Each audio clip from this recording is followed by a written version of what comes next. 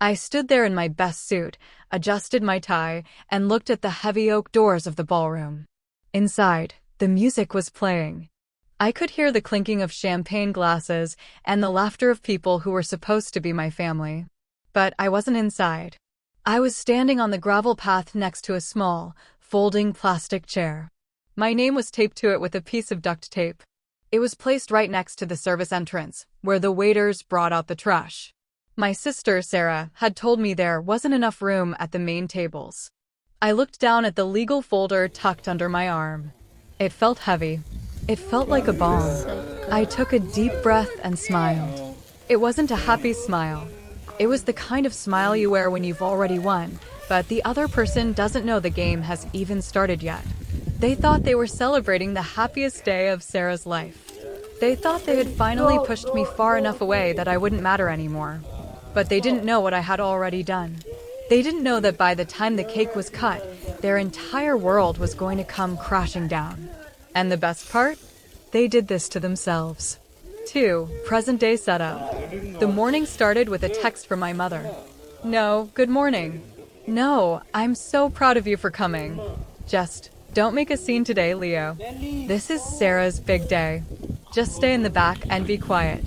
I arrived at the venue, a massive luxury estate that cost more than most people make in 5 years. My parents were beaming. Sarah was in a designer dress that sparkled like 1,000 diamonds. When I went to find my seat, I saw the beautiful flower arrangements inside the hall. I saw the gold-plated name cards. I looked for mine. I looked at the family table. Nothing. I looked at the cousins' table. Nothing. Then a wedding coordinator pointed toward the door. Mr. Leo, your seat is outside on the terrace. Your sister said you'd prefer the fresh air. It was 85 degrees outside. My seat was a lone chair sitting on the dirt, far away from the music. I wasn't even invited to the meal. They had left a box of cold crackers and a bottle of water on the chair. I looked through the glass window and saw Sarah. She saw me too. She didn't look sad. She smirked and turned back to her friends, laughing. It was the ultimate insult. They wanted me there to witness her triumph, but they didn't want me to be a part of it. That was the moment the last bit of guilt I felt vanished. Have you ever been treated like a stranger by your own blood? Let me know in the comments, because what I did next might make you feel a lot better. 3. Emotional backstory. Growing up, I was the invisible son. Sarah was the princess. If Sarah got a B on a test, she got a new phone. If I got an A, I was told it was expected.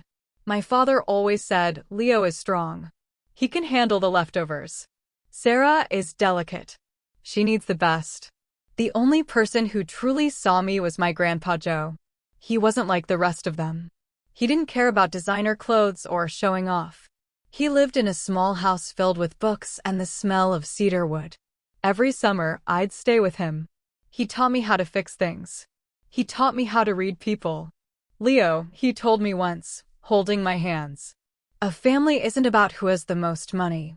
It's about who shows up when the lights go out. Remember that. When I was 16, Grandpa Joe got very sick.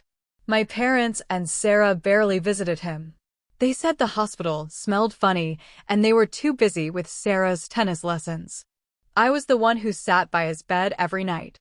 I was the one who held his hand when he couldn't speak.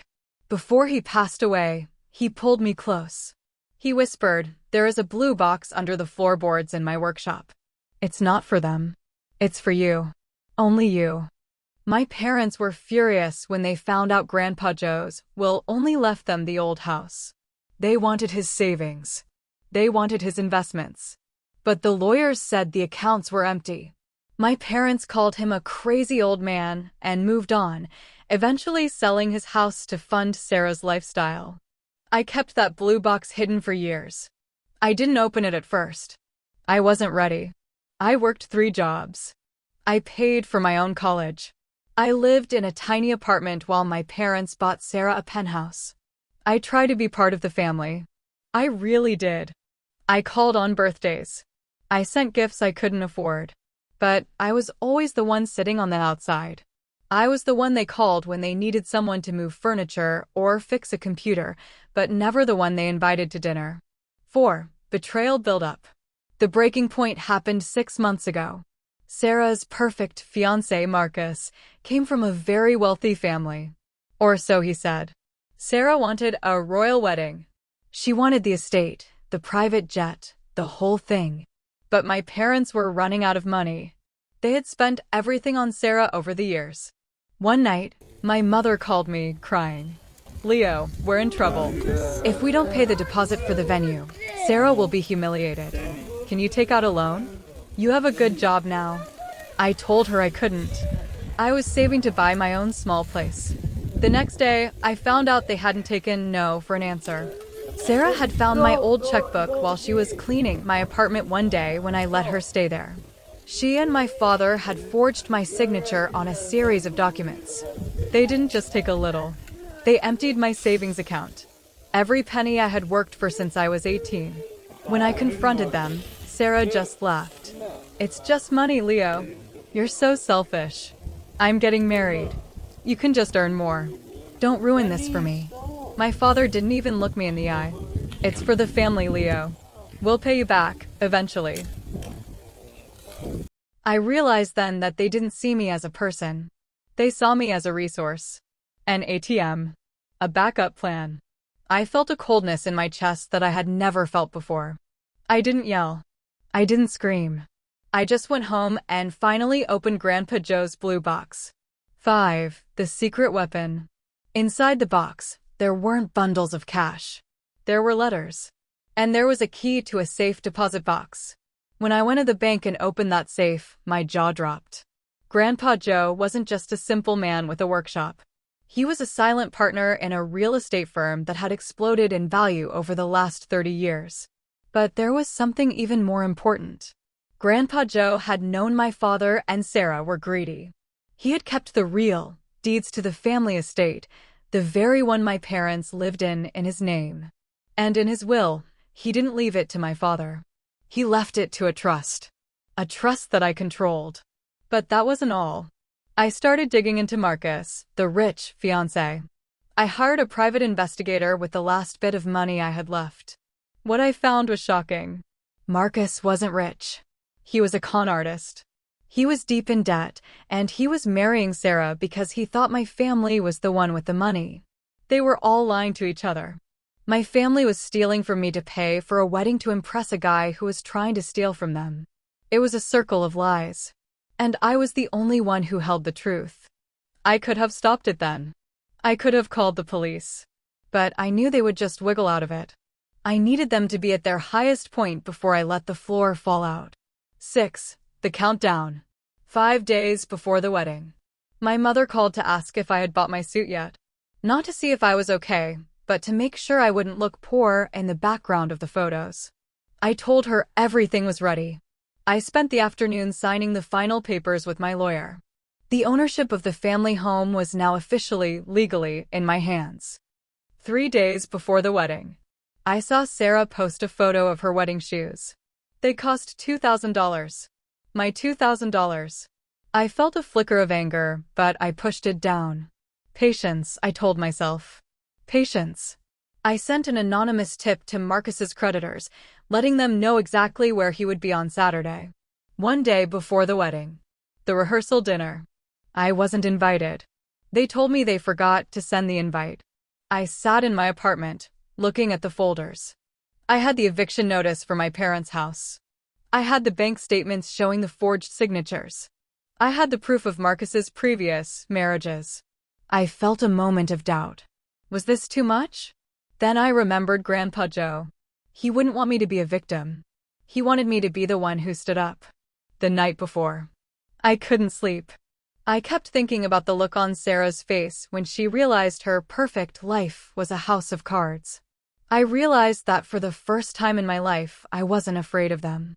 I wasn't the invisible boy anymore. 7. Public confrontation. The wedding ceremony was over. They were now husband and wife. The reception was in full swing.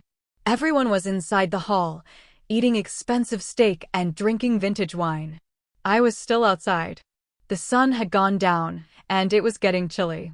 Finally, my father came out to the terrace. Not to invite me in, but to have a cigarette. Leo? Why are you still here? You're bringing down the mood. Why don't you just head home? I stood up from my plastic chair. I grabbed my folder. I'm not going anywhere, Dad. I think it's time for a speech. He laughed. You're not on the list, Leo. Go home. I walked past him.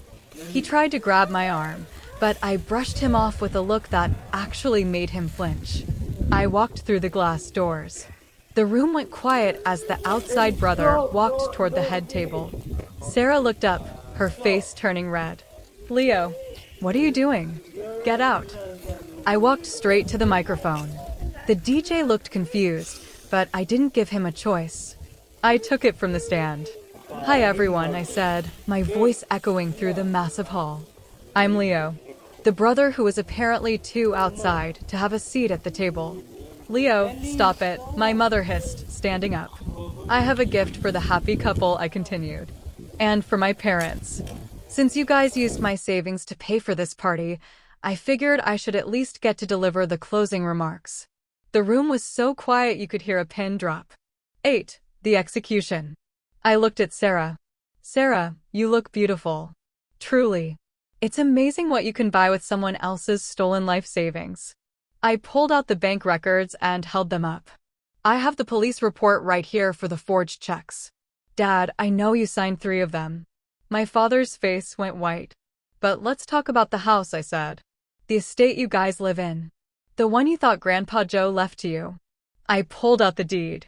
Grandpa Joe knew you would sell his memory for a quick buck. He put the house in a trust.